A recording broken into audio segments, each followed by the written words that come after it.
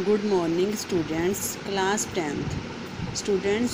अज आप ਸਾਹਿਤਿਕ किरना बुक शुरू करन जा रहे हैं। ਸਾਹਿਤਿਕ किरना 2 जिसका फर्स्ट चैप्टर किहड़ा है, गौड़ी विरागनी म3। गौड़ी विरागनी म3 ये किहदी लिखी हुई है? गुरु अमरदास जी की। गुरु अमरदास जी की। ਇਹਦੇ ਵਿੱਚ बेटा गुरु अमरदास जी की कहते हैं कि मनमुख गरीब न पायो अज्ञान आने, सतगुर सेवा न करिए फिरी फिरी पछताने। ਇਹਦੇ ਵਿੱਚ ਕੀ ਹੈ बेटा? पहला प्रसंग, पहला ਆਪਾਂ ਕੀ ਲਿਖਾਂਗੇ? प्रसंग। ਇਹ ਜਿਹੜੀਆਂ ਆਪਣੀਆਂ ਕਾਵਿ ਸਤਰਾਂ ਸਾਹਿਤਿਕ ਕਿਰਨਾਂ 2 ਪਾਠ ਪੁਸਤਕ ਵਿੱਚ ਸ਼੍ਰੀ ਗੁਰੂ ਅਮਰਦਾਸ ਜੀ ਦੀ ਰਚਨਾ ਵਿੱਚੋਂ ਲਈਆਂ ਗਈਆਂ ਹਨ, ਜੋ ਕਿ ਬਿਰਾਗੜੀ ਮ 3 ਦੇ ਸਿਰਲੇਖ ਹੇਠ ਦਰਜ ਹਨ। ਇਸ ਵਿੱਚ ਗੁਰੂ ਜੀ ਨੇ ਮਨਮੁਖ ਦੀ ਦਸ਼ਾ ਨੂੰ ਬਿਆਨ ਕੀਤਾ ਹੈ ਅਤੇ ਨਾਲ ਹੀ ਗੁਰਮੁਖ ਬਣਨ ਵੱਲ ਪ੍ਰੇਰਿਤ ਕੀਤਾ ਹੈ। ਮਨਮੁਖ ਕੀ ਹੁੰਦਾ ਬੇਟਾ? ਜੋ ਆਪਣੇ ਮਨ ਦੇ ਪਿੱਛੇ ਲੱਗਦੇ ਹਨ। ਗੁਰਮੁਖ ਕੀ ਹੁੰਦਾ ਹੈ? ਜੋ ਗੁਰੂ ਦੇ ਪਿੱਛੇ ਲੱਗਦੇ ਹਨ। ਜਿਵੇਂ ਕਿ ਔਖੇ ਸ਼ਬਦਾਂ ਦੇ ਅਰਥ ਬੇਟਾ ਸਾਨੂੰ ਨਾਲ ਦਿੱਤੇ ਹੋਏ, ਮਨਮੁਖ ਮਨ ਦੇ ਪਿੱਛੇ ਤੁਰਨ ਵਾਲਾ, ਗਰੀਬੀ ਹੰਕਾਰ ਕਰਨ ਵਾਲਾ, ਇਆਨੇ ਅਲਪ ਬੁੱਧੀ ਵਾਲੇ, ਪਛਤਾਨੇ ਪਛਤਾਵਾ ਕਰਨ ਵਾਲੇ। ਇਹਨਾਂ ਲਾਈਨਾਂ ਦਾ ਮੀਨਿੰਗ ਕੀ ਹੈ, ਵਿਆਖਿਆ ਕੀ ਹੈ? ਇਹਨਾਂ ਲਾਈਨਾਂ ਵਿੱਚ ਗੁਰੂ ਜੀ ਫਰਮਾਉਂਦੇ ਹਨ ਕਿ ਜਿਹੜਾ ਮਨਮੁਖ ਵਿਅਕਤੀ ਹੁੰਦਾ ਹੈ, ਜਿਹੜਾ ਆਪਣੇ ਮਨ ਦੇ ਪਿੱਛੇ ਲੱਗਣ ਵਾਲਾ ਵਿਅਕਤੀ ਹੁੰਦਾ ਹੈ, ਆਪਣੇ ਹੰਕਾਰ ਕਾਰਨ ਗਰੀਬੀ ਨਾ ਪਾਇਓ। ਗਰੀਬੀ ਹੁੰਦਾ ਹੰਕਾਰ। ਆਪਣੇ ਹੰਕਾਰ ਕਾਰਨ ਉਹ ਅਗਿਆਨੀ ਹੀ ਰਹਿੰਦਾ ਹੈ। ਜਿਹੜਾ ਮਨਮੁਖ ਵਿਅਕਤੀ ਹੁੰਦਾ ਹੈ ਆਪਣੇ ਹੰਕਾਰ ਕਾਰਨ ਅਗਿਆਨੀ ਅਤੇ ਅਲਪ ਬੁੱਧੀ ਵਾਲਾ ਹੀ ਰਹਿੰਦਾ ਹੈ। ਉਸ ਨੂੰ ਕੁਝ ਪ੍ਰਾਪਤ ਨਹੀਂ ਹੋ ਸਕਦਾ। ਉਹ ਸਤਿਗੁਰ ਦੀ ਸੇਵਾ ਨਹੀਂ ਕਰਦੇ। ਜਿਹੜੇ ਅਗਿਆਨੀ ਮਨਮੁਖ ਵਿਅਕਤੀ ਹੁੰਦੇ ਆ ਉਹ ਸਤਿਗੁਰ ਦੀ ਸੇਵਾ ਨਹੀਂ ਕਰਦੇ ਅਤੇ ਫਿਰ ਪਛਤਾਉਂਦੇ ਹਨ ਅਤੇ ਉਹ ਪ੍ਰਮਾਤਮਾ ਨੂੰ ਨਹੀਂ ਜਾਣ ਸਕਦੇ। ਅੱਗੇ ਕੀ ਹੈ ਬੇਟਾ? ਗਰਭ ਜੋਨੀ ਬਾਸੋ ਪਾਈਂਦੇ ਗਰਭ ਗਲ ਜਾਣੇ, ਮੇਰੇ ਕਰਤੇ ਐਵੇਂ ਭਾਵਦਾ ਮਨਮੁਖ ਪਰਵਾਨੇ।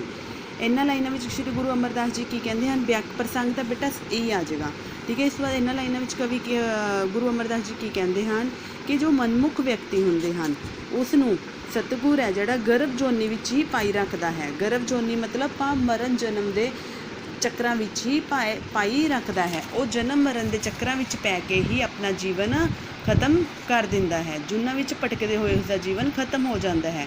ਇਹਨਾਂ ਲਾਈਨਾਂ ਵਿੱਚ ਗੁਰੂ ਜੀ ਫਰਮਾਉਂਦੇ ਹਨ ਕਿ ਮੇਰੇ ਕਰਤਾ ਐਵੇਂ ਭਾਵਦਾ ਮਨਮੁਖ ਪਰਵਾਨੇ। ਫਿਰ ਗੁਰੂ ਜੀ ਨੂੰ ਵੀ ਇਹੀ, ਸਤਿਗੁਰ ਪਰਮਾਤਮਾ ਨੂੰ ਵੀ ਫਿਰ ਇਹੋ ਹੀ ਚੰਗਾ ਲੱਗਦਾ ਹੈ ਜੋ ਮਨਮੁਖ ਵਿਅਕਤੀ ਆਪਣੇ ਮਨ ਦੇ ਪਿੱਛੇ ਤੁਰਦੇ ਫਿਰਦੇ ਰਹਿੰਦੇ ਹਨ, ਉਹ ਜਨਮ ਮਰਨ ਦੇ ਚੱਕਰਾਂ ਵਿੱਚ ਭਟਕਦੇ ਰਹਿਣ। ਫਿਰ ਸਤਿਗੁਰ ਵੀ ਇਹੀ ਚਾਹੁੰਦਾ ਹੈ ਕਿ ਜੋ ਮਨਮੁਖ ਵਿਅਕਤੀ ਹਨ ਉਹ ਜਨਮ ਮਰਨ ਦੇ ਚੱਕਰਾਂ ਵਿੱਚ ਹੀ ਭਟਕਦੇ ਰਹਿਣ। ਉਹ ਗੁਰੂ ਦੇ ਚਰਨੀ ਨਹੀਂ ਪਏ ਤਾਂ ਫਿਰ ਉਹ ਗੁਰੂ ਪਰਮਾਤਮਾ ਦਾ ਵੀ ਉਹਨਾਂ ਦਾ ਸਹਾਇਕ ਨਹੀਂ ਬਣਦਾ। ਅੱਗੇ ਕੀ ਹੈ ਬੇਟਾ? ਮੇਰੇ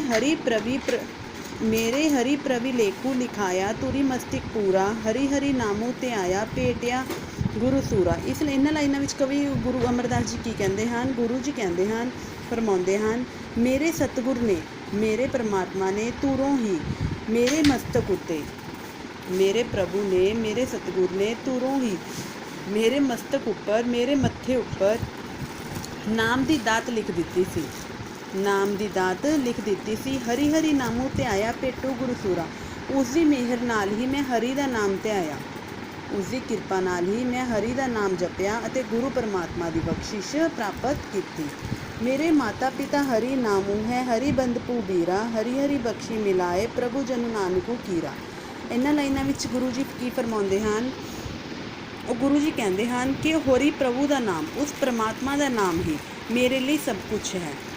ਉਸ ਪਰਮਾਤਮਾ ਦਾ ਨਾਮ ਹੀ ਮੇਰੇ ਲਈ ਸਭ ਕੁਛ ਹੈ। ਮੇਰੀ ਮਾਤਾ, ਮੇਰਾ ਪਿਤਾ, ਮੇਰਾ ਭਰਾ, ਮੇਰੀ ਮਾਤਾ, ਮੇਰਾ ਪਿਤਾ, ਮੇਰਾ ਭਰਾ ਅਤੇ ਹੋਰ ਸਭ ਰਿਸ਼ਤੇਦਾਰ ਹੀ ਮੇਰੇ ਸਭ ਕੁਛ ਮੇਰਾ ਪਰਮਾਤਮਾ ਹੀ ਹੈ, ਮੇਰੀ ਉਹ ਦੁਨੀਆ ਹੈ। ਇਸ ਤੋਂ ਬਾਅਦ ਗੁਰੂ ਜੀ ਕੀ ਕਹਿੰਦੇ ਹਨ? ਗੁਰੂ ਜੀ ਬੇਨਤੀ ਕਰਦੇ ਹਨ ਕਿ ਉਹ ਆਪਣੀ ਬਖਸ਼ਿਸ਼ ਕਰਕੇ ਪਰਮਾਤਮਾ ਅੱਗੇ ਬੇਨਤੀ ਕਰਦੇ ਹਨ ਕਿ ਉਹ ਆਪਣੀ ਬਖਸ਼ਿਸ਼ ਕਰਕੇ ਮੈਨੂੰ ਨਿਮਾਣੇ ਜਿਹੇ ਦਾਸ ਨੂੰ, ਨਿਮਾਣੇ ਮਤਲਬ ਛੋਟੇ ਜਿਹੇ ਦਾਸ ਨੂੰ ਆਪਣੇ ਚਰਨਾਂ ਨਾਲ ਜੋੜੀ ਰੱਖਣ।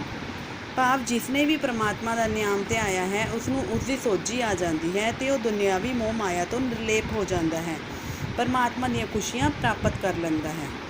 ਉਹ ਕੀ ਕਹਿੰਦਾ ਹੈ? ਗੁਰੂ ਜੀ ਕਹਿੰਦੇ ਹਨ ਕਿ ਹੇ ਪਰਮਾਤਮਾ, ਮੇਰੇ ਉੱਪਰ ਬਖਸ਼ਿਸ਼ ਕਰ, ਮਿਹਰ ਕਰ ਅਤੇ ਤੂੰ ਮੈਨੂੰ ਆਪਣੇ ਚਰਨ ਨਾਲ ਜੋੜੀ ਰੱਖ। ਜਿਸਨੇ ਵੀ ਕਹਿੰਦਾ ਉਸ ਪਰਮਾਤਮਾ ਦਾ ਨਾਮ ਧਿਆ ਲਿਆ, ਉਸ ਵਿੱਚ ਆਪਣੇ ਆਪ ਹੀ ਅੰਦਰੋਂ ਇਹ ਸੋਝੀ ਆ ਜਾਂਦੀ ਹੈ ਕਿ ਉਹ ਦੁਨਿਆਵੀ ਮੋਹ ਮਾਇਆ ਤੋਂ ਨਿਰਲੇਪ ਹੋ ਜਾਂਦਾ ਹੈ ਅਤੇ ਪਰਮਾਤਮਾ ਦੀਆਂ ਖੁਸ਼ੀਆਂ ਪ੍ਰਾਪਤ ਕਰ ਲੈਂਦਾ ਹੈ। ਥੈਂਕ ਯੂ ਬੇਟਾ, ਹੈਵ ਅ ਨਾਈਸ ਡੇ।